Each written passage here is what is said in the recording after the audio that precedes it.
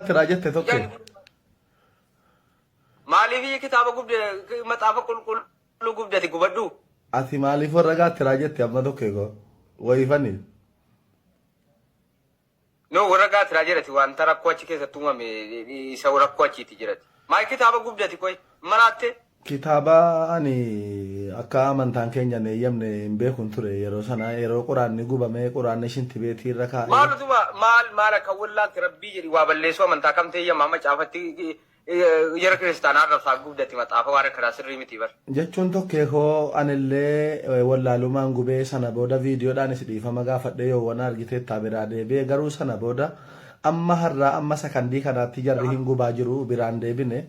Ammas garaana gubataatuma jira ana kana furmaata maaliif itti kennuu diddan warri miidiyaa qabdan gubuu yaaddeere yobbo gubuu yaadu eegaa amantaan koo hin eeyyamne duraanuu wallaalumaan hin godhe dhiifamas gaafadheera eegaa ani immoo dhiifama gaafadhee dhiise amma sakandii kana mana dhimma kana banamee tokkummaa rasuulli sallallahu alaihi wasallam arrabsamaa caffarabaa jiru jira feemasoota gurguddaa bira dhandee maaloo waan xixiqqaayyuu dubbataa jirtu maaliif waa'ee diinii keenyaa dubbachuu diddan jennaan nama viidiyoon na jala jira waa'in diinii waa'in amantaan laallatu ana nama jedhe faa jira atoo akka tokkummaa miidiyaatti waa'ee amantaa islaamaa kan akkamitti ilaalta?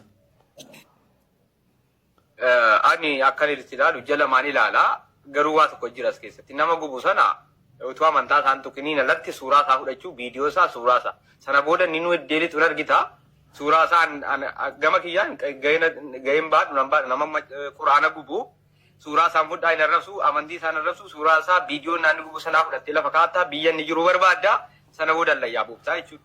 Qal'aali dallayyaa buuftaa. Miseenjara kee qaba waan hin ta'eefi hundi isaa marrajaa ijoolleen na ergaa jiru na bira jira hunda isaa siinaa. Marrajaa nu ergi Dubaay isa jiraattu Suudi Arabiyaa biyyoota Arabaa keessa jiraatanu na ergi viidiyoo oo siin dallayyaan buune oo siin isa jireenya sii guutuu hin dhabne annaman ta'u jireenya sii guutuu akkatti jiraattu hin dhabne. Quraana gubdee barre tokko bifa wal lulkaa makatee dhagaye tokko quraana wayii cirtee bifti wal lulkaa makatee siqaa ergaa irra sotoo buune jechuudha. Bifa wal lulkaa makata.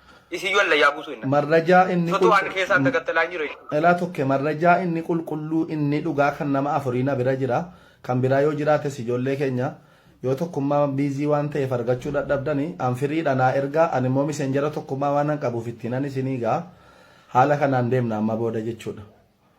Ati garuu itti deebitee waa maxaafa kiristaanaan gubin sirrii miti hin gubu diinii kootii qabsaa'uu arras boris gara fuulduraatti hin dhiisu maxaafa hin gubu atis karaa amma jetteeni waadaa kee nuu guutii siin geenya. Siin jedhee bara mee ragaa qabatamaa biyya Arabaa keessa ijoollee jirtu tokko fuula nurkaa badde tokko yoo awwaalaan buusisiisa jennaan fuula nurkaa wal makate nama biraan naqee qaba jechuudha keessaan qabsiisee naan hin jiru nama biraa ta'e na qabsiisee.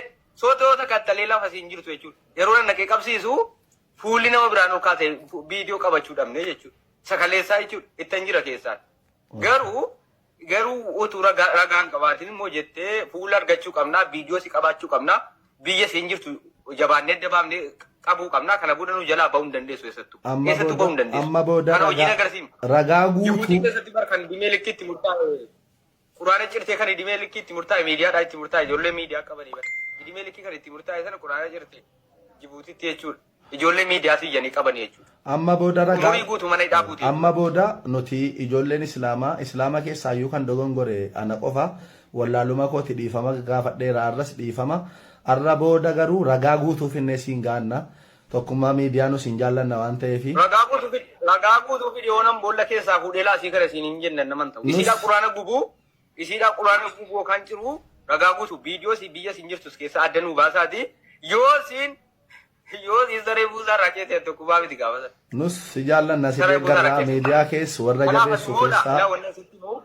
Dhagahi hordoftoota amantaa kiristaanaa seen arrabsin sheemiidha wanti dhiisneerra. Akkasumas kitaaba jaraa fuulduruma itti hin deebiin hin gubinis hin karoorsinis utuma namni quraana gubuu dhiisee maal godhe nama sararratti harkaan fudhachuu yaali malee kitaaba jaraa isin gubin.